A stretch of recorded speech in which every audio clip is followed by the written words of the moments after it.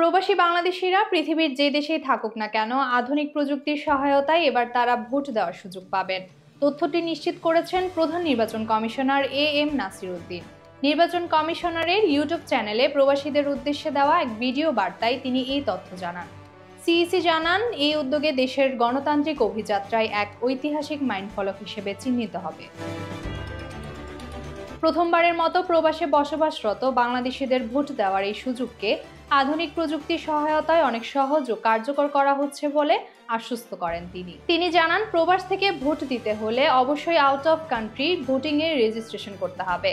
এই লক্ষ্যে খুব শীঘ্রই পোস্টাল ভোট বিডি নামের একটি মোবাইল অ্যাপ চালু করার পরিকল্পনাও জানান নাসির উদ্দিন। মোবাইল ফোনে এই অ্যাপ ডাউনলোড করার পর যেখানে একটি ভিডিও দেখা যাবে যাতে নিবন্ধন ও ভোট দেওয়ার ধাপগুলো দেখানো হবে। পোস্টাল ভোট বিডি অ্যাপে নিবন্ধন করার সময় এনআইডি কার্ড ও পাসপোর্টের তথ্য লাগবে, প্রবাসের ঠিকানাও দিতে হবে। এই অ্যাপের মাধ্যমে ফেস আইডেন্টিফিকেশন করতে হবে এবং সম্পন্ন করতে হবে লাইভনেস ডিটেকশন। সিএসি জানায়, রেজিস্ট্রেশন সম্পন্ন হলে প্রবাসীরা ঠিকানায় ব্যালট পেপার এবং ব্যালট পেপার ফেরত পাঠানোর খাম পৌঁছে যাবে। ভোট দেওয়ার পরে শুধু খামটি পোস্টাল অফিসে পোস্ট করলে সেটি পৌঁছে যাবে যথাযথ ঠিকানায়।